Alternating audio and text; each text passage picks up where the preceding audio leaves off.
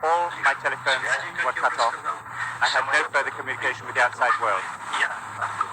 A delegation had flown out to me and asked to be received. This group of individuals, on behalf of the so-called Emergency Committee, proposed that I give up all my functions and transfer them to Yanayev. That I had been overthrown. And now, newsflash. Vice President of the USSR, Gennady Yanayev, took office from Soviet President Mikhail Gorbachev because Gorbachev is unable to perform his presidential duties for health reasons. The following is a special presentation of ABC News. The week that shook the world. ABC News coverage of the attempted coup in the Soviet Union. A chronicle of reporting by ABC News as it appeared during the week of August 19, 1991.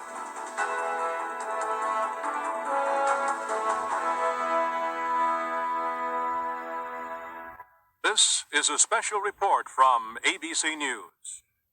I'm Karen Stone in Washington. The Soviet news agency TASS is reporting that Soviet Vice President Gennady Yanayev has taken over as president there because Mikhail Gorbachev cannot perform his duties for health reasons. TASS gave no further details. The reports say Yanayev took over in accordance with Article 127 of the Soviet Constitution. To repeat, Soviet Vice President Gennady Yanayev has taken over as president because Mikhail Gorbachev cannot perform his duties for health reasons. Good morning. Mark the date well. August 19th, 1991. Historians are likely to be analyzing the events of this day for generations to come. Military leaders and the Soviet secret police have taken control of the government, and now Vice President Gennady Yanayev is sitting in the president's seat. The hardliners say the country has become ungovernable because of perestroika. Tanks are moving into the capital, taking up positions near key government buildings. Outside the Russian Parliament building, crowds began gathering early this morning to hear Russian President Boris Yeltsin call for a general strike to protest what he calls an unconstitutional coup. Mikhail Gorbachev has been vacationing in the Black Sea resort area and has not been seen since the takeover. I should just tell you that Gennady Yanayev is a veteran Communist Party leader, and he is a man who was selected by Gorbachev to become his running mate. He was initially rejected by the liberals in the Soviet parliament, but was ultimately voted into office. Sheila Kast is standing by in Moscow now with a report on this morning's events. Tanks from the Soviet army's crack Tamansk and other divisions raced through the streets of Moscow along roads leading to the Kremlin. Armored personnel carriers rolled by, carrying scores of troops, some of them brandishing machine guns. Early in the morning, military vehicles rolled up to Spassky Tower, one of the Kremlin gates. There was no confrontation, but it was a show of military might. The military activity underscored the membership of the emergency committee Yanayev has put in charge. It includes other hardliners, such as Yazov, the defense minister, and Khrushchev, the head of the KGB. Civilian traffic rolled alongside the military vehicles, and pedestrians strolled past stores. But the emergency committee banned all demonstrations, threatened a curfew if there are disturbances, and took control of the mass media.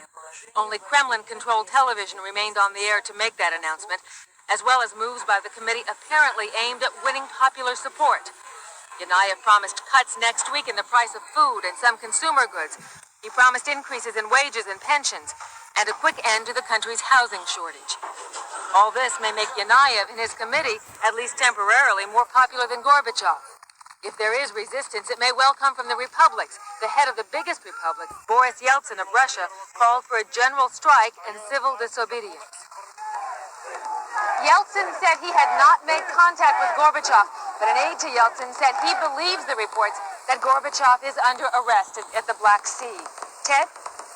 There are two Russian words with which we've become intimately familiar over the past 6 years that Mikhail Gorbachev has been president of the Soviet Union, leader of the Soviet Communist Party. The one is glasnost, which refers to openness. The other is perestroika, which of course refers to the restructuring of the Soviet government. Those are the linchpins, in effect, of Mikhail Gorbachev's policies. What do you think is going to happen to glasnost and perestroika? Well, we are already seeing at least a temporary shutdown of glasnost. The mass media has been taken over by this emergency committee. Newspapers are not answering their phones. Clearly, glasnost openness is under attack. In terms of perestroika, clearly the committee is heading to undo some of the reforms. It is talking about cutting prices, raising wages, the reverse of market conditions needed here. Whether they can, in the long term, undo some of these changes, whether they can go back to the old command economy, which in many ways no longer exists, remains to be seen. ABC's Ann Compton is at the vacation White House in Kennebunkport, Maine, where earlier this morning, President Bush came out and made a brief statement and then held a news conference. And he was quite tough, wasn't he? He was tough, and those scenes, Ted, are exactly what gave the president some glimmer of hope that perhaps this coup would not succeed. One of the reasons that we have conducted our policy the way we have is to encourage reform and democracy. And I've said over and over again that we did not want to see a coup backed by the KGB and the military, and apparently that is what is underway. I think it's also important to know that coups can fail. They can take over at first, and then they run up against the will of the people. So it's too early to say, but let's hope that Yanayev, when he made his statement, was speaking from conviction. His statement being that this will not mean setting back, as I understand it, setting back reform and commitment to go forward. Gennady Yanayev held a news conference in Moscow approximately 2.25 hours ago.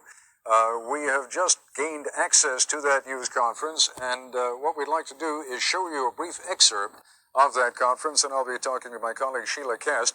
You should know that the response you will be hearing is a reply to a question having to do with the health of Mikhail Gorbachev, because the pretext that has been given by the new ruling government in the Soviet Union for Mikhail Gorbachev not being in power right now is his poor health. I must say that Mikhail Sergeyevich Gorbachev is now in the Crimea on holiday, under treatment. He's become very tired in recent years, and he needed some time in order to recover his health. And I should like to say that it is our hope,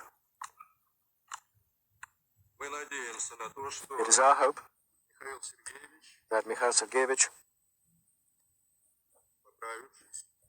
having recovered his health, will return to perform his duties.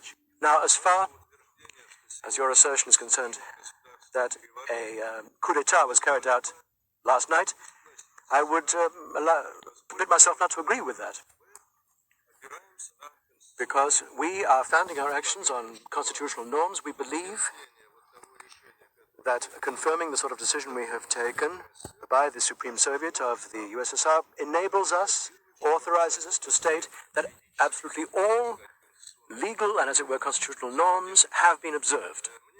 The first two headlines that have come out of Yanayev's press conference are one, that he has declared a state of emergency in the Russian Republic. Now, the Russian Republic, of course, encompasses Moscow. And it is in the Russian Republic that you just heard that Boris Yeltsin is in effect saying that he is in control and he is taking over all of the Soviet organs of power. So clearly there is a major confrontation shaping up in the Russian Republic itself. Secondly, Yanayev has also said that all but a very few select organs of the media are going to be shut down.